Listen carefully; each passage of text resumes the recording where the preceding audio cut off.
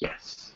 So now, this is a critical beatdown. It's been a long, long time since we've done this before. Well, the last time, and yeah, Tom Beary decided that he would like to have his portfolio beaten down by us. So he sent us 15 images that we're gonna have a look at, and hopefully I can actually close the door so that my daughter screaming is not gonna be audible. So 2 seconds. She just didn't like Tom's pictures. Ah, yeah, yeah,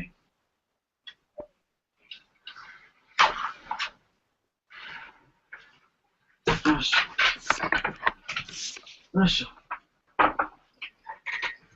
All right. Okay. Did we talk about this one already on the? Yeah, this was in Training Ground. Yeah, I guess we can expand a little bit on it. So it's good that you recognized, okay, there's nice light hitting the stands, and you realized that that would make a good background, and then you made a choice to make the background in focus and the foreground out of focus, and that's all fine.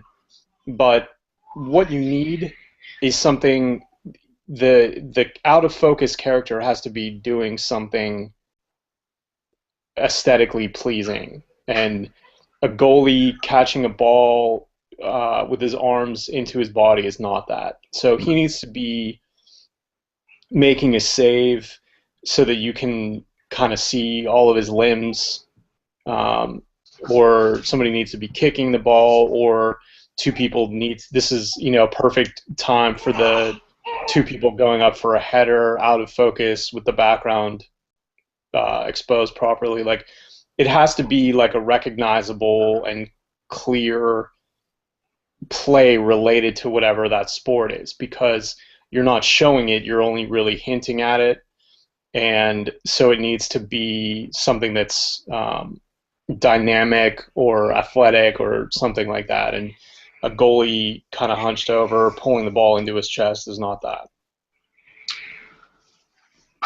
Well, I don't really have nothing else to really add because we talked about Training Ground. This is exactly what Massive was, which is what we said on Training Ground. So yeah, that's really it.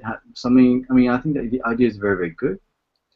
And if there's something really crazy going on in the foreground, that would have been really, really, really good because I like the patterns in the background, and that's it, really. You have to remember that each picture is a communication from you to the people who are looking at the picture, and so you're asking for their attention, and then you're delivering the message to them. And this isn't really much of a message because what's going on in the front isn't interesting. So you're saying, look at this, and really, what do we have? A bunch of chairs in the background and a goalie doing something that's not very interesting. So figure out how to do this again, but and if you have to sit on it for the whole practice or the whole game or whatever it is, do that, because it's going to be more worth it than any straight up action picture that you're going to get through the whole time. But you do have to be patient, and you do have to line it up so that you are going to get something that's interesting. I like this one. We have so many of these pictures from any sort of rugby matches that are out there on Training Ground or UN, and people have. I mean, we've probably seen it all at this point now. Like, we really, really have. And this one, it's an interesting angle. And it's interesting that he used the background. I think the sky very, very well.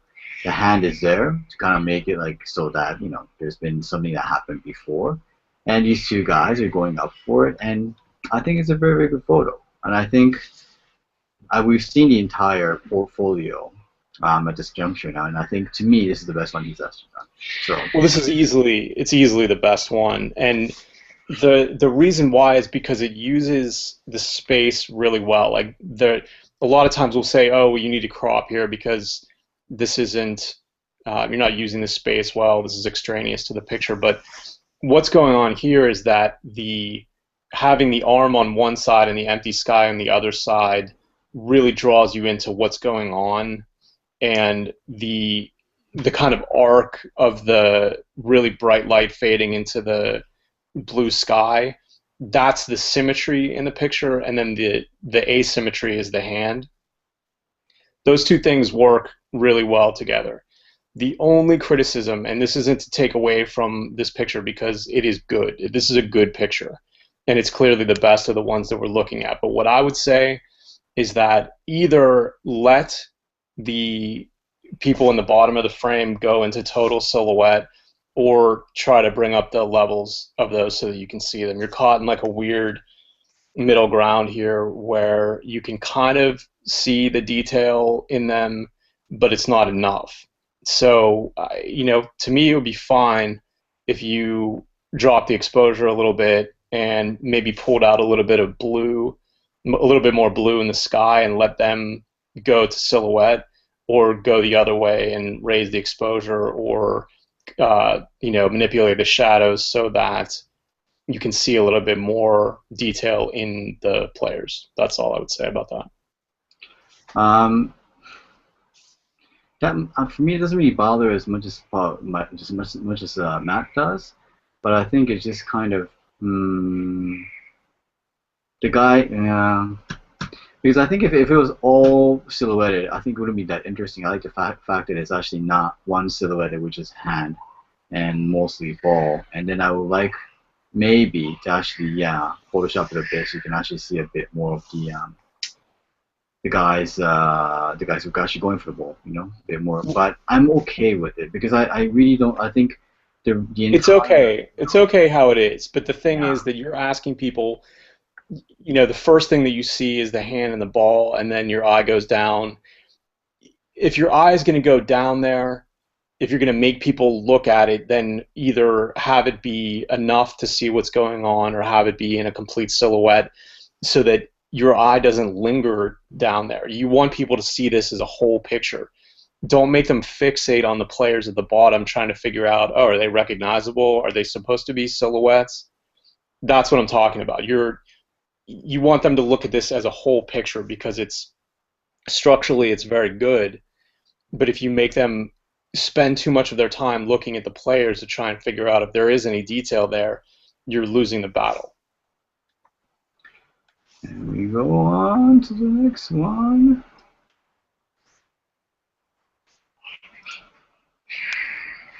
I don't get it. Like, what are we supposed to be looking at here? Like, that's one that I really don't understand. It's, I do say a lot about, just if you put a really good sauce on a piece of shit, it's still gonna be a piece of shit. And this is kind of how it is. Like, this is nothing. And the fact that you convert it to black and white doesn't really do anything. And if people start saying things like, oh, it's very, very nice in black and white, because they're saying it's nice in black and white because it's just in black and white. They're not really talking about the actual composition or the light, or like what's going on in the actual image itself. Nothing. There's nothing going on, nothing interesting. And what you could do next time you have a scene like this is that maybe there are the things that on the rugby field that you can take a picture of, because you're asking yourself, what does this, like, what is good about this? Like, there's nothing good about this. Like, there's no action, there's no emotion, there's no like great moments. I mean, compared to the one you actually shot before, the rugby thing, like, what's the difference here, The difference here is this is a really boring picture. And, comparing to black and white doesn't really help at all. Yeah, the last one, you actually added something to it. You gave a different perspective of rugby in general. Like, you actually had an idea and you went for it. That's not something that if you're just sitting in a chair shooting the game that you were going to get. Like, you had to actually think about that and then go and make it. This is just sitting back and shooting whatever and saying, oh, okay, well, I got some tones and, maybe it'll look cool in black and white, but there's nothing here. And somebody watching the game from the stands, or somebody watching the game on TV and seeing the last picture, you're showing them something that they would not have seen or thought about. This is showing people what they see and think about. And on top of that, it's even worse than that because of the goalpost in the background, and because of the guy standing next to the guy with the ball. Any kind of emotion that you think that the guy with the ball has, the other guy is sucking it right out of the picture. you need to figure out a way to make this look as dramatic as the other one. Is it laying down on the ground and getting more of the scrum and then just getting the guy's head tipping out above it and figuring out a way to compose it so the goalposts aren't in the background? Yeah, that might be one way to do it. Wait till one of these scrums comes closer to where you are or move to where they happen more. But just shooting this from as far away as you are, um, most of the time is not going to result in anything, and this is proof of that. Yeah, it's and I also like want you to really, think about the fact that like if you thought this was good, that means you need to really start training your own eyes, thinking like, is this picture any good? And I don't understand like sometimes like you get, portfolios like one here that there's one really like two like the first picture that we saw, I think there's such a promise to it and you saw a really good opportunity and you kind of like miss it because it's not something not right. And the second one is a really good picture and you have this like, so at what point are you thinking to yourself like, why is this one a good picture?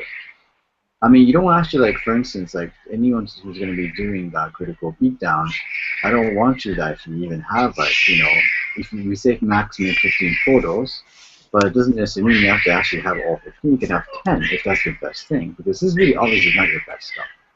And you got to always start thinking about, things like that as well. What you actually deem good and what you think, and what the difference between like what we think and what you think, really. And you know very well what's good because like, we've seen what you've actually done over here in the second picture, but this one really just kind of takes me back to think, what were you thinking when you actually said this actually was, portfolio worthy? So let's see, move on. What's the one Matt liked? You saw this one. You were in this one like that. No? What's training ground? Was it? Uh, we have seen this one before. Yeah. Yeah, I don't know. It's not bad, and it's definitely not, the normal football picture. It's not even really the normal kind of kickoff picture. The It's cool that he's up in the air and the way that his body is and that he's looking after the ball, but there's not enough here. It's really if his body was like I have pictures where the guy's kicking and his back leg is like completely parallel to the ground and it's like a at the top of at the top of the kick, like when his energy is completely expended, and before he starts falling back down.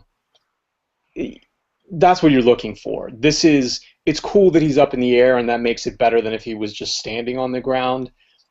But take that logic and to its conclusion, and what you have is where is he going to look the most athletic? And it's going to be at the top of the kick, or it's going to be as he's connecting with the ball, or as the ball is just taking off. So what do you have here? A player in the air looking at the ball, and then you have a bunch of grass flying up in the air. And those are all cool elements of a picture. Like you want those kind of things in there, but it's not enough. Like what's going on in this picture is not enough. Yeah, I have more problem with his body kind of shape after the kick. That if it was like, you can see that his leg is really much higher, that he just kicked and he's really flying into the air, having like the kicking kind of pose, I think would have been a lot more, like you can kind of like understand like, oh, what just happened. But just like seeing this, it just really means like if I just look at it, it's the glass. It's like, okay, it's just a guy jumping, and that's it. I don't necessarily have to see the ball, but I just want you to be able to convey the story like something did happen over here.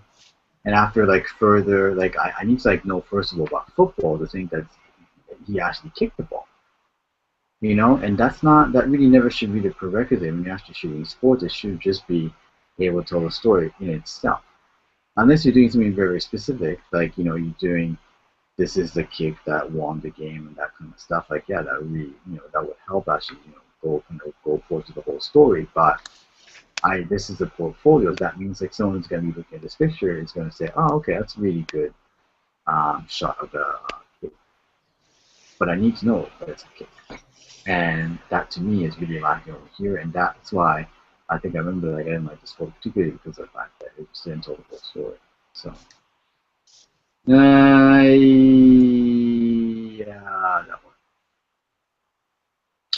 It's two guys hitting the ball or going for a header. It's one of those so standard things happens all the time that is uninteresting. So there's rain going on that we can see over here. That means you should have thought about like, okay, what can I do to make the rain appear, and kind of like add to the whole scene because that would add to it. Um, Rain is a bit tricky. Like it depends on like how hard it's raining. Like if it's raining really really hard, you can do a lot of things. You can slow the shutter speed down so you can see like streaks of lines going through the entire frame. You can make shutter speed very very fast so the droplets you can really clearly see the droplets. But this kind of rain, it doesn't look like it wasn't raining that hard. Then you really have to be thinking, like I said on training ground, that if the guys are wet, like from the water, from the rain, that you could use that to your advantage and really start shooting something that you can only shoot during the rain, such as like when people are slide tagging to see splash the water everywhere, or the guy's like face or the kids, you can see that it's wet and you can see droplets of water coming down. Something. And this is not really to me taking advantage of rain whatsoever, really. Just kind of a really standard football shot that anyone can do. Not going. I don't really have anything to You add. there? It's yeah, I don't really have anything to add to that. It's the only good thing is that you're at the right distance that you would want to be, but the thing is that that's only one component of it. You still have to have something interesting happening. I it having the arms entangled like that, that's probably the best part of the picture, and maybe that's an idea for something to do again if you're able to get this close to the action. Um, but that's really the only interesting part of this. The two guys with their eyes half closed or whatever is not interesting. And what you need is something that's much more high impact than this. People are going to look at this and they're going to say, first of all, they're going to say, why are the eyes closed? And then they're going to say, what am I really looking at here? Um, you need to be able to look at these pictures and figure out what's the hook, what is going to drag people into this picture, what's going to make them think about what went into the play, the athletes, all of it. Like you have, these are I don't know what level these guys are, but the one guy's fairly muscular and you can see the veins popping out and whatever. That's when you're this close to this kind of thing, that's what you want. Like you need some kind of detail to set it apart from just another two guys going up for a header picture. You need something more than all of that. And if you're this close to it, then you can do those things, but it's not here. Yes, we move on. Let's see. Um, I think this works, but not from this angle. I kind of think that from what they're doing there, like I can see that you wanted to concentrate on the guy in the middle. What really bothers me, weirdly, is the strange gap you've got right there between number 25 and 47 on the Irish side, number 19. That really bothers me. And I really thought about like what you could do about this, and that I would have rather actually like shot through the on the other side, from the Ireland side, and done the whole thing. Just by looking at like how they're set up and everything, I don't know how dramatic you could actually get something from this particular angle. Lower, yes. Lower to higher, like for instance, you go from a low angle shot, so you have your camera all the way down to the ground, you're looking up, maybe. But you kind of want to see the interaction between the two teams. And I don't think this really is enough. because of like that balance problem I just said before, like that number between that number 19, the gap over there really bothers me.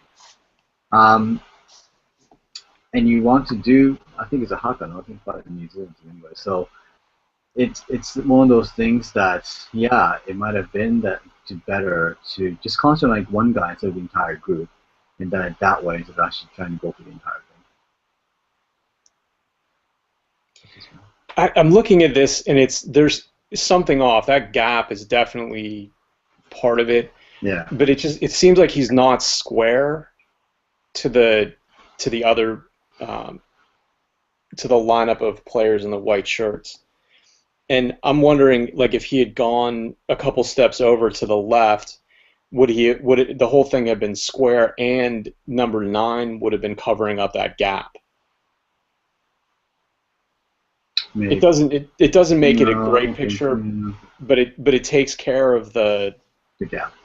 it takes care of the gap, and it takes care of it looking like it's kind of at an awkward angle. You know, Yeah. we said this a lot during training ground the last time.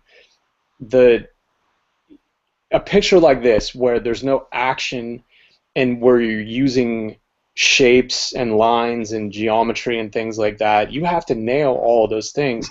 And if you're at a weird, whether it's an elevated angle or whether it's not quite square, there's going to be a nagging. Even if the person who's looking at it can't quite put that into words, there's going to be a nagging, like, why, this is off a little bit, I can't quite put my finger on it, what's going on? And you can't have that. If you're going to have a picture that's trying to stand on architecture and geometry and things like that, all of those things need to be totally nailed, and it's not here. No. And yeah, you need to really think about it, you know? I mean, it's one of those things that if ever New Zealand comes out to play Ireland again, or New Zealand comes out to play some other team in Europe again, you can go and shoot it. But you need to be thinking at that point, how can I make the whole haka stand out? And obviously you did it and it doesn't work, so don't try to do it again, because I don't think, like Matt said, closing that gap over there isn't going to make this one a whole really good picture either. Just think about the perspective that you have in the rugby picture that we liked, and then think about what's missing from all the other ones. Even though you're lower, that you're not standing up, it does look like you're kneeling down. This picture might have been helped quite a bit by actually going all the way down on the ground. Like, you have to think about the perspective and showing people something that they wouldn't ordinarily see. And sometimes if kneeling down is good, laying down is better. Sometimes if holding the camera up over your head is good, standing up on a stool or a ladder or something like that is better. Or You have to maybe going really much wider than this, like me. Yeah. You have to think about, you have to know your gear and the lens that you're using, and you have to be able to train your brain to say, okay, I like what I'm getting here.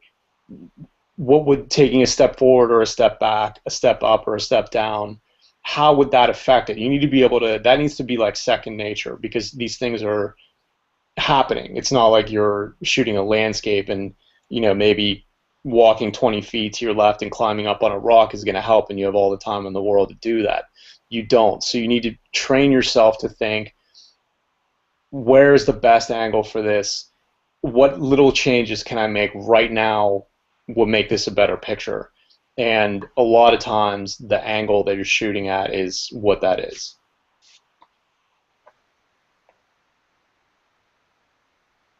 It's I don't know. Now you can go. I'll catch up later on. Yeah, what you have here is an athletic play. Like, there's no question about it that a like a diving lacrosse shot like this is what you're looking for. Like, this is what was missing from the kicker. Like, if the kicker had been in this position when he was kicking, you would have had something there. The problem with this is that it's the goalie is the one whose face you have and the defender, but they're not the ones that are making the play. And if you had been behind the goal and had this, it would have been way better, because then you have the back of the goalie's head, and the back of the defender, but the front of the guy who's actually doing something cool. As it stands now, it's he gets swallowed up. Like you really have to work to see that he is actually doing something cool because he's overlapping with the defender and he's wearing a black jersey and you've underexposed it. The light is only hitting on one leg and the other leg is completely in the shadow. And then you got a little bit unlucky by having the other guy on the right edge of the frame, because then that's all that's doing is distracting. If there was like a hole of, there were guys on either side and you were shooting through that and they were providing like the bookends to the picture, then that would be one thing. But this is just extraneous. It's just distracting. And the thing is that there is enough room that you could have cropped it up to the foot of the defender and the goalie, and then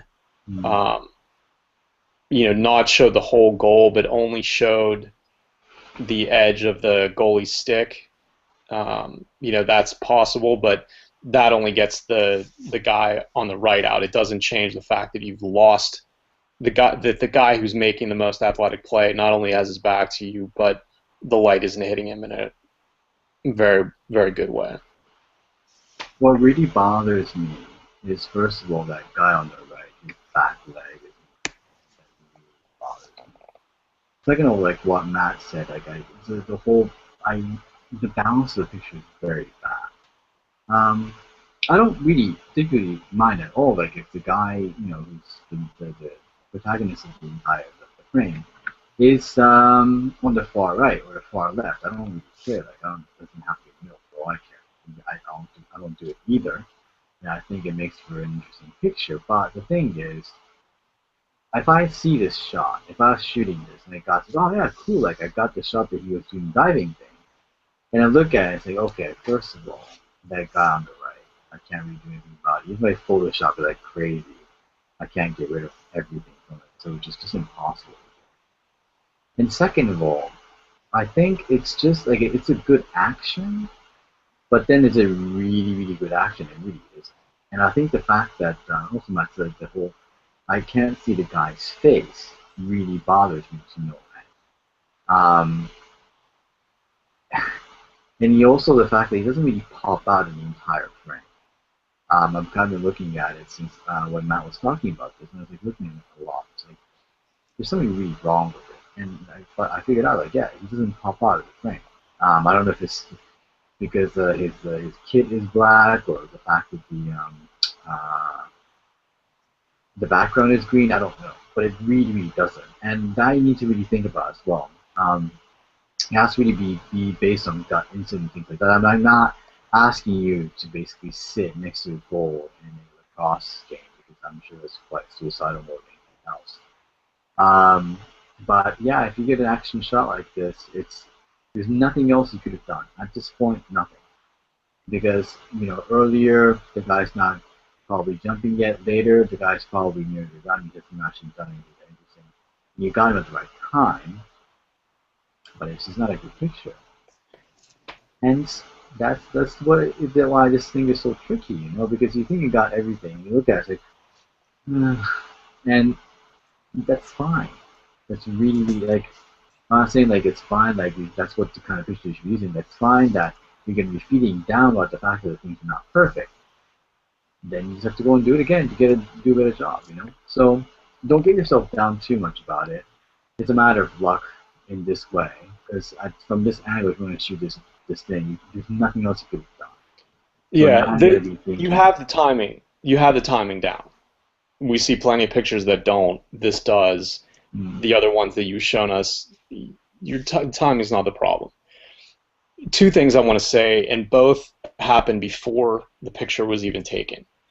This picture is not properly exposed. It's just not.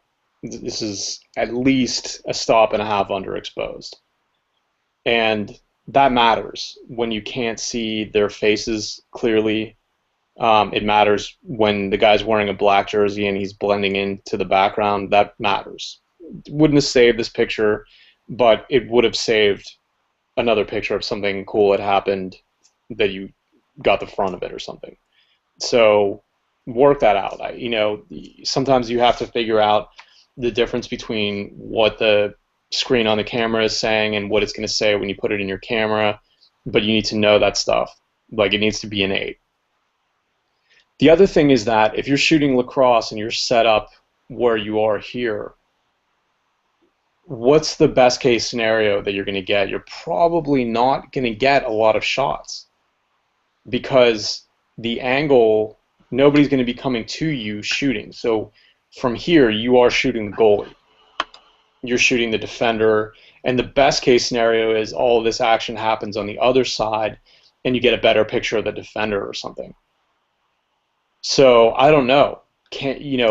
Maybe you can't be behind the goal and 5 feet on either side of it or something to get this shot, but you can be lower than the goal line at an angle or something like that, and that way at least for half of the field, if there was a shot like this, you'd be able to get it.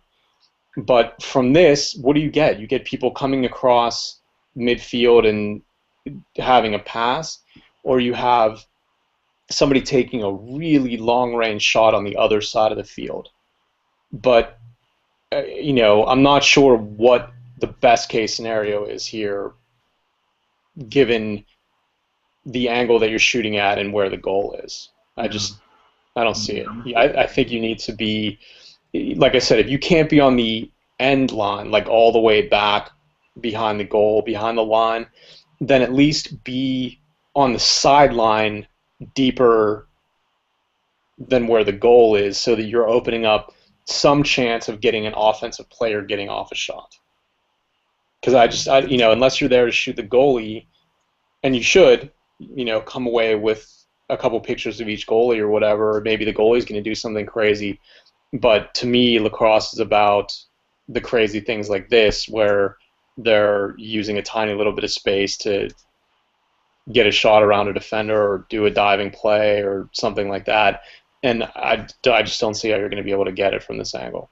And both of those two things, position and exposure, happened before you even took the picture, so you put yourself at a disadvantage that I'm not sure you want to be at this stage. And you can just hire that guy to put your GoPro on his helmet all the time.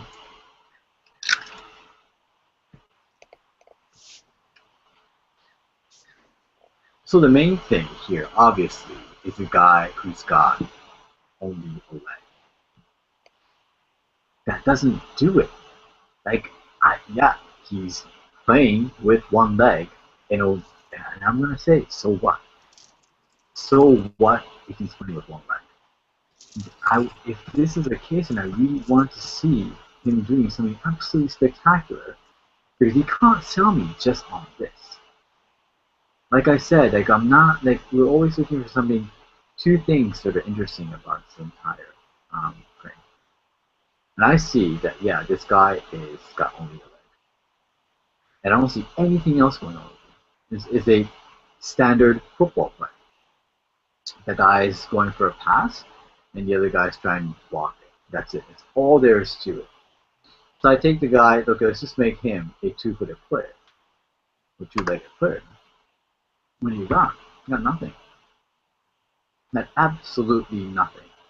It's too much of a crutch to actually think that this is what you want. You want to show that this guy is whatever. He's disabled. He's still playing football. Great, but so what? You still have to get a good picture. Doesn't necessarily mean that you get a free pass of actually shooting a picture like this and calling it look, he's got one leg. He's playing football. No, not enough. That really isn't enough. Because that's all you're communicating to the people that are looking at it. No. You're not saying anything about you as a photographer. You're saying at times there's a player on crutches with one leg who plays against people with two legs. That is the sum total of what you're saying to the people that are looking at this picture. And no more than that. And if you just want to concentrate on him being one-legged, there's other situations you could use that maybe a two-legged player can do or one-legged player can't, or vice versa. or he's doing something even more than a two-legged player. Like that's what you should be doing, not this. The picture in this is when they lined up before the game, and all the rest of the players on his team have two legs, and he has one and the crutches, and then you make the kind of picture that you were trying to make before with the lacrosse, where they're just all lined up or something like that, and you can see both teams maybe, and he's the only one that only has one leg. Maybe there's something there because then it becomes about seeing a pattern and presenting it in an interesting way. But what you have here is just a shittier version of two guys going for a ball, and the only thing that makes it any different is that one of them only has one leg. But so what? Just doesn't. All you're communicating, all the person who's looking at this is going to think of as, oh, I didn't even know that guys with one leg and with crutches could play against people that have two legs. I didn't even know that happened. That's it. Yep, There's nothing memorable about the picture. It's just that's the only thought that people are going to have when they see it. That's sad because you had a very good opportunity to do something very special. I'm assuming there's like another player on the the orange side as well who's on crutches. As I can see on the edge of it, there's another crutch with another color. So I'm assuming that's happening. And I don't know, like, could you not have taken a shot with those two guys battling really fiercely, and that would make it a better picture? Like, I don't know, like, it's just feeling very strange you got this instead of other ones that you probably could have taken. Moving on.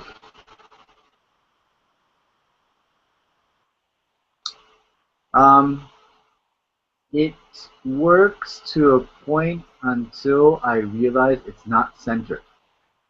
And it's something quite easily fixed. You can just do it just vertically instead of horizontally.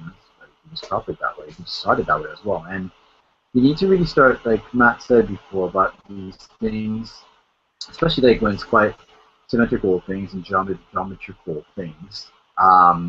Things need to be straight, things need to be centered. I mean, if you don't want it to be centered, then you have to make it really off-centered to say, okay, well, I'm doing it off-centered for a reason. But this is clearly should be centered, and it's not centered. Also, the people on the side, the ratings really bother me because it should be to see if those guys, having their back against the must be the kicker, and that's what should be the case. And I think it would have been a really, really good shot. I think that you fucked it up because you didn't center it, and there's a gap on the left, which I don't like that. So that's my take on it. Otherwise, a really good picture. It could have been a really good picture, right? You just didn't execute it. Yeah, I don't know. It's tough because I don't like really I don't like the distance. It seems to me that this would be better if there had been less distance between the subject and the background. Not exactly sure how you would get that unless maybe the player was in the corner and you were just on the side, and so you could maneuver so that he was behind you, but then that would be at a weird angle. I don't know. The background in something like this, if they were all wearing the same jersey and they weren't wearing sweatshirts underneath it or something like that, like those things are distracting. That they all have like different versions of the jersey, I guess from different seasons or something, like the numbers are in different colors and some of them have outlines and some of them don't. And some of them wearing gray sweatshirts and some of them wearing blue and black and white, and the uniformity of it is the patterns. Those are the things that make a picture like this. Like if you go back and if those seats were all different colors, like some stadiums have just randomly colored seats so that if they're all empty, it doesn't look like the whole stadium's empty or something like that. That wouldn't have been as cool as having all of the seats in the stands look exactly the same. That pattern is important. I think it's important in this too, and it's all of the things that Ryu said about the symmetry of it are true, but having, I don't know, having them all look slightly different than each other doesn't help it. Yeah, I think just using a longer lens and trying to like maybe just get closer, so you kind of get a section of the guys who've got exactly the same I don't know sweater going on. Then it would actually have a bit more uniformity to the whole thing, and that the patterns will work. But yeah, I think that's a really good point because I think it's a bit too distracting. Just like kind of looking at the whole thing and saying there's a lot of gaps. Like there's a gap like on the top, like in the middle of the frame. Um, yeah, the numbers are not all the same, and they all kind of like look different. And if everybody is doing, and I think like the bottom row, all the guys don't really even have to sweater on either. So you need to like at this junk, like if you see something like this, you need to be thinking yourself, okay, okay, okay. Look at the pattern. Look at the pattern. Look at the pattern. Okay, there is the pattern, and now I'm gonna actually center my entire photo based on that pattern over there. Like the chairs, it's all uniform, it's all exactly the same. You got the pattern there, but here it is in a way just too much going on that has nothing to do with the pattern, the pattern that you're going for. Yeah, and centering and everything else, all the small stuff, small stuff, small stuff. And that's the thing. When you make pictures like that, where it's not an action picture and you are relying on composition and the geometry of it and the balance of it, you need to nail all those things because there's nothing athletic going on in the picture, so there really needs to be something there, the pattern or the personality or something like that draws people into it. And if you don't, you risk looking sloppy to anybody that really knows the difference to it. Uh, This is a straight up throwaway. I'm sure this happens all the time in lacrosse. And, I guess you had nothing better to actually put in. That's what you put this in. You just don't. If you know it's shit, just don't put it in. There's no point if you have us look at shitty pictures. Like you're just gonna say it's shit. At this point, you have to be able to tell the difference between Good pictures like that and the pictures that we're saying are good or at least on their way. So he's celebrating. He scored a goal, or I guess something happened. Oh, sorry. No, like it doesn't really work. I think the composition's a bit weird. I like his expression and I like his reaction, but it feels like it's very undynamic for such a really big celebration. His arms are not in the air. He's not really doing anything except the fact that he's screaming. Um, so this then for me becomes a bit of a like if we're just taking this moment, we're just taking this moment. Um, it's a composition problem that I could have just like had him all the way to the left or all the way to the right. All the way to the right, maybe you're gonna get one more teammate that's gonna come and join him. You're gonna have him screaming towards the right side of the frame, to the extreme right. Or if it's to the extreme left, he's on the left side. You can get rid of the teammate who's quite distracting, in the whole thing, in a way. But I think the problem remains the fact that he's not doing anything with his hand. I don't think it like his expression itself is going to make up for the lack of him being very, very excited. So in that case, then you actually have to either go for the entire just the face, or recompose, or it could be another moment or two before or after where things have gotten maybe a bit more interesting. But this in itself is a crappy celebration picture, if I've ever seen one. It's really bad. For all the things I've actually said, it's not well balanced. And it has to be. So it's, you keep on saying, like, I really do say, like, the great moments doesn't really equal great sports photography. And this, to me, is a very good example of I'm not as down on this picture as you are. The composition is definitely off. This is one of those situations where that extra space on the right side is not helping and should just be gone.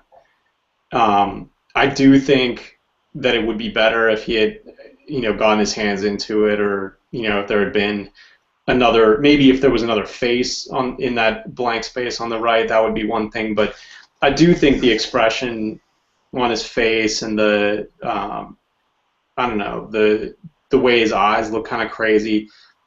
I'm okay with that. It's not a great picture, but I don't dislike it as much as you do. But Tom, you have to be able to look at these pictures and realize where there's extra space and how badly that looks to people with a trained eye.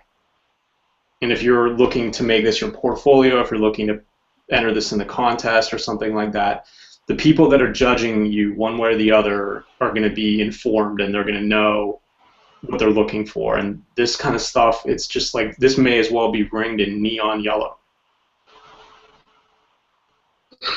Yeah.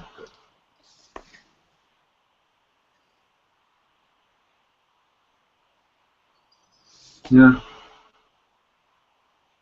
I had no idea when I was looking at the picture in the thumbnail. And I was thinking, like, what the hell is that picture? Now I actually have it bigger. I get it. But I get it. But it's a crappy picture, you know? Where should I start? I mean, it's underexposed. I understand it because it's, you know, I think you wanted to get the sky, and but you didn't either. You didn't really get the sky. And from this angle, if you want the kicker to stand out, you can't because he's going to put it into the background regardless of what you do. It really isn't. I mean, you can't just like go in there and like put a flash next to him and just like, you know, light him up. And hopefully you get the sky and everything. So what you wanted to do, I understand, but from this angle and with this lighting, it won't happen. It doesn't matter what you do, it won't happen. And I don't want to, like, oh, Matt will probably get into a little snippy things, but yeah, to me, it's just, it's, you should have known this. Because even before he takes that kick, you're looking to yourself, I mean, you know, and then the composition's all wrong. Two guys in the back, you don't really, what are they doing? You know? And you could easily just, like, you know, shifted your camera to the right and gotten rid of both of them. So I know you wanted to put the sun in, but the sun with those two guys just doesn't work. Yeah, it's a good thought, but you just have to realize the physics of the situation and the range between the darkness on the field and the sunlight in the sky. It's just this is never going to work. It's just there's the only thing that would work, and I've been lucky enough to shoot places like shoot a scene like this where there's like a white building behind you, and so not only do you get the sun in the frame, but you also get the reflected light off the building. Mm. Some of the stadiums I shoot at have mirrored glass over the press box, and you can do cool things with that. But just having the sun coming through like that is just going to make the exposure impossible every time. And there's not enough. Even if there had been all of those things, this isn't enough. Like the way that that stadium is, if the stadium went all the way through the frame, like if you were at the goal line and you lined it up so that the stands and those openings in the stands were all the way, that would be one thing. But you're already at a disadvantage because you have the housing and the trees and the street lights and all that, and then you have the security guys in the yellow vests.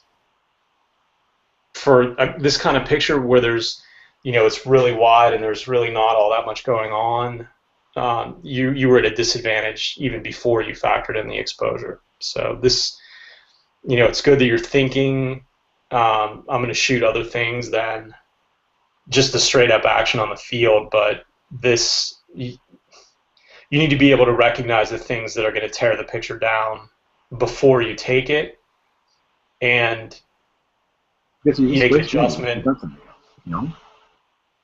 mean, it's very simple. It's very simple that you should have known this.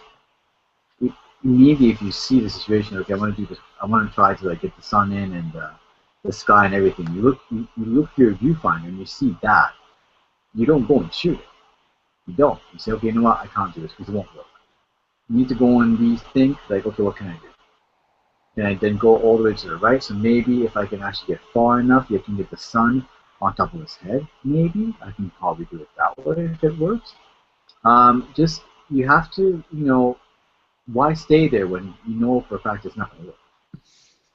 Like it's like you waiting to get into an accident. Like you know it's going to be an accident, it's a disaster. Why wait? Just move on.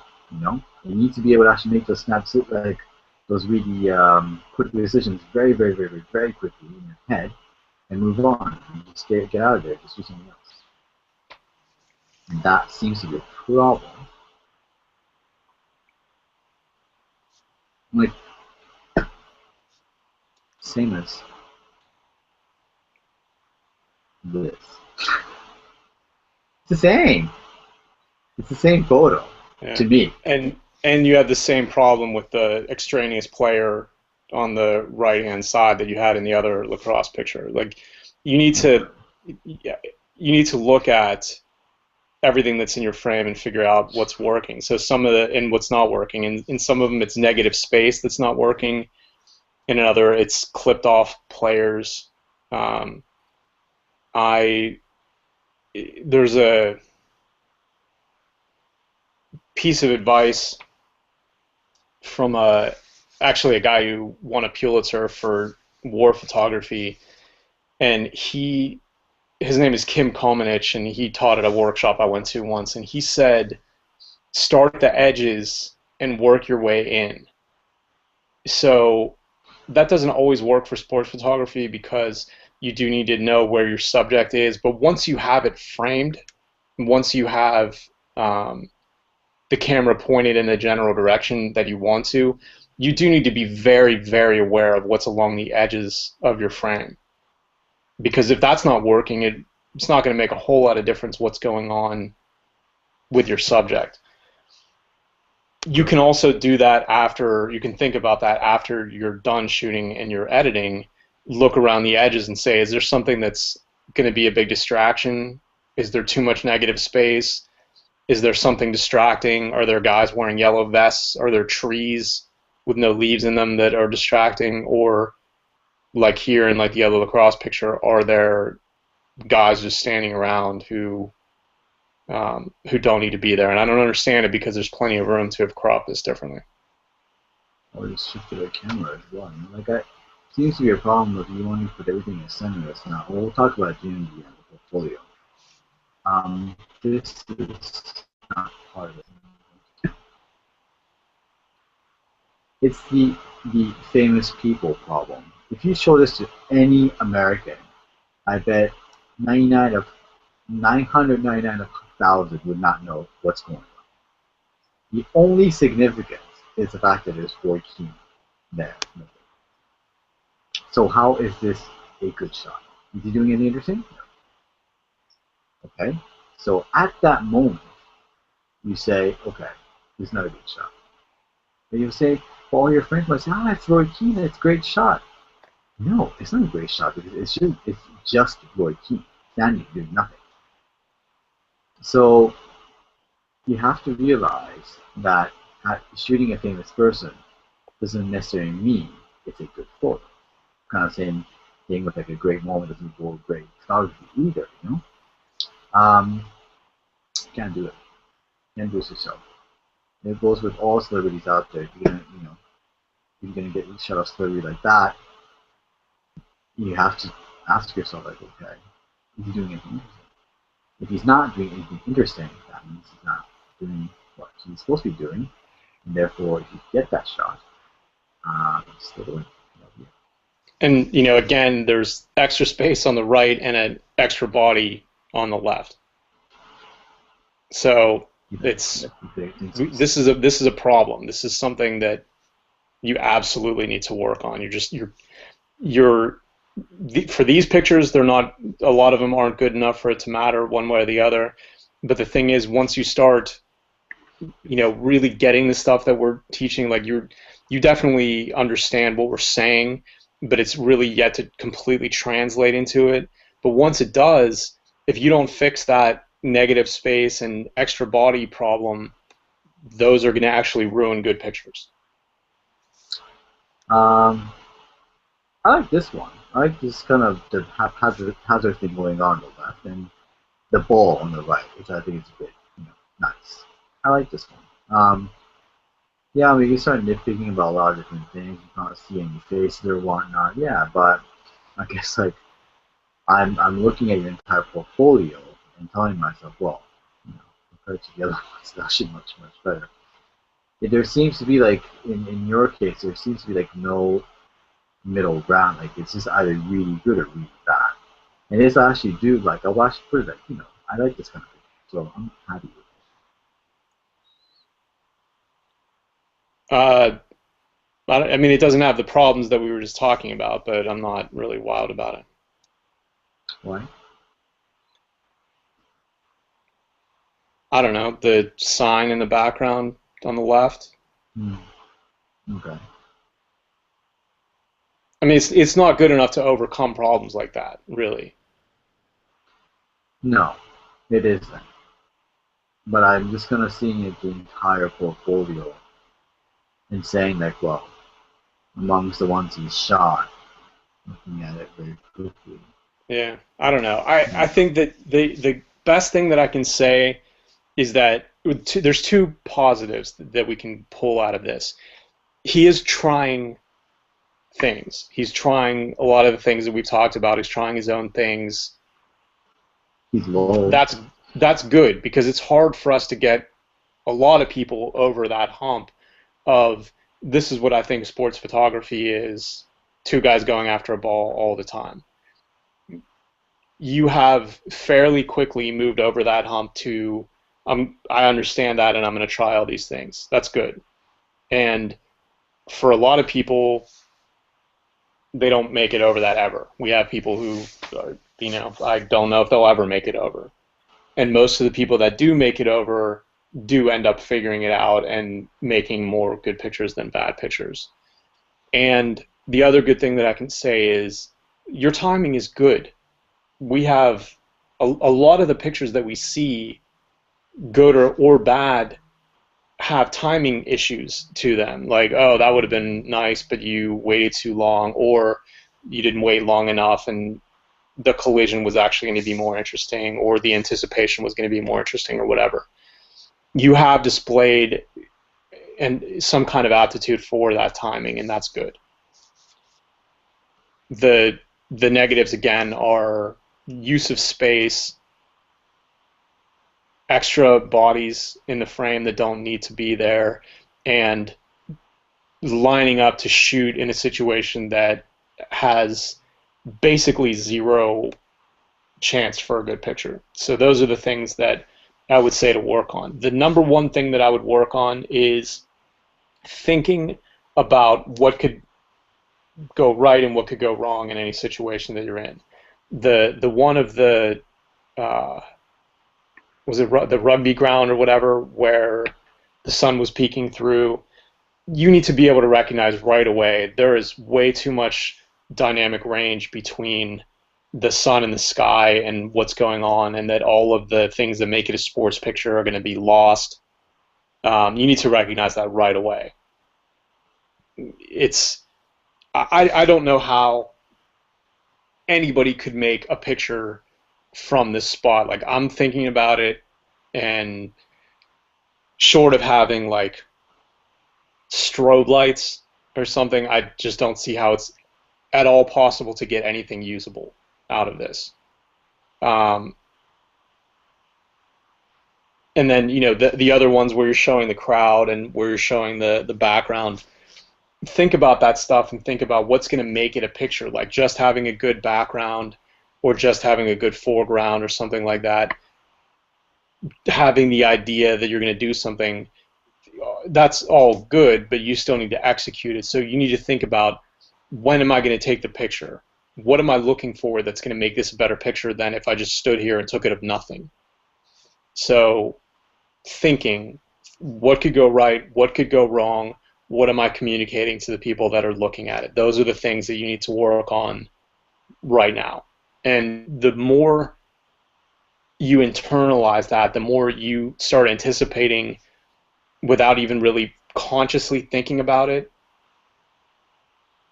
the better you'll become, and much faster. But you have to buy into that. You have to buy into the fact that just having the good idea isn't enough, and what's going to make it a picture. And like the lacrosse picture, and like um, the sun shooting through the stadium. What's the best that could happen, and what's the worst that could happen, and what are the probabilities of each?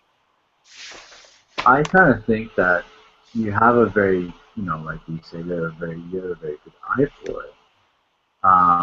Like Matt said, I think execution, details, and things like that is really your big thing. If you don't really think it through, 100% right there. Right? I mean, like certain things are fixable post, but present when you're there doing the shoot, you have to be thinking much, much, much, much faster and much more effectively. Like if something doesn't work, you move out and you go and do something else. You have to be thinking that all the time. It's not like automatically like that rugby shot that there's gonna be a spotlight, on the helicopter and he's gonna get lit up and boom, there you go. That's not gonna happen. When you know for a fact it's not gonna happen, then don't waste your time trying to get a shot because nothing's gonna happen at the end anyway.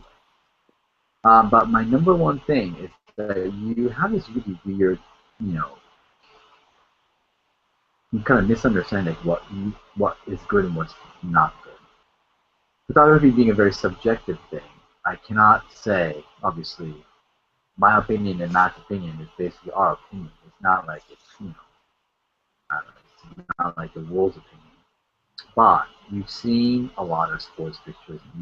We've shot a lot of sports pictures. So and we know, as well. I think we do know that what's good and what's bad. Otherwise we wouldn't be doing this program for God knows how long we've been doing it. And it's very important that you do listen to us because if you do want to have any sort of I don't know future in sports photography, you need to differentiate yourself. You need to not take pictures that other people are taking or to not take any risks. And I think there are a lot of photos here that you've actually taken a lot of risks, but you have not executed. A lot of photos here you've taken no risks, and look what you've got, nothing. And also, like I said, the eye. You look at your pictures after you shot them and say, okay, what's good and what's bad. You need to be able to actually know immediately what's good and what's bad, and not have to like send it to us here and let us tell you that it's shit because it's shit.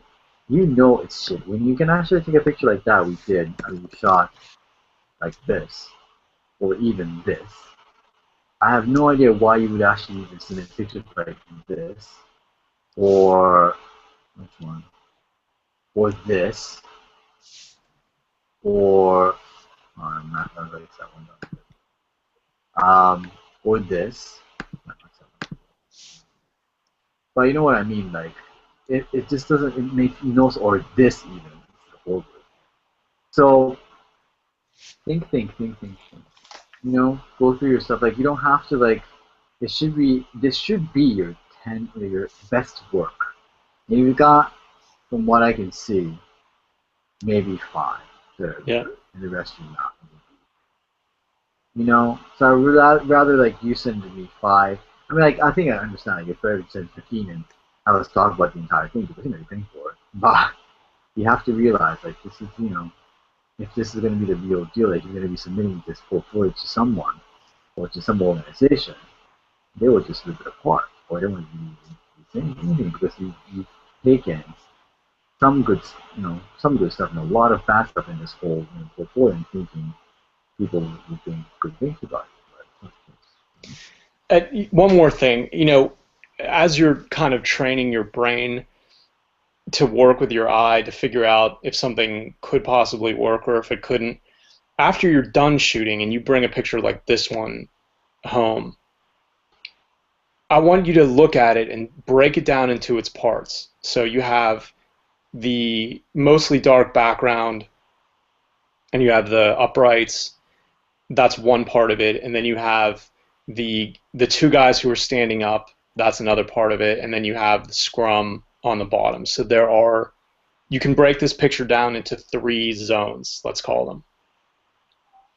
I want you to look at those and I want you to say, okay, well, what's working and what's not working about each one of these, and then as a whole photo, what part of this could completely derail, like aside, you're obviously going to be drawn to what the subject is, and you can get tunnel vision on the guy with the ball.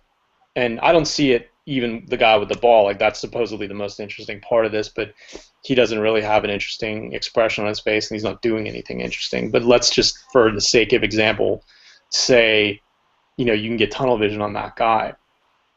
I want you to look at all the other parts and say, okay, are any of the things that are not working in the rest of this enough to derail the whole picture? And is and then you say, okay, well, I found it. So the goalposts are distracting, and maybe I should have composed them out or something. Then you have to say, okay, well, does having those goalposts in there, is that more distracting than the subject of the picture is interesting? I want you to say that about every picture that you think that you've got something.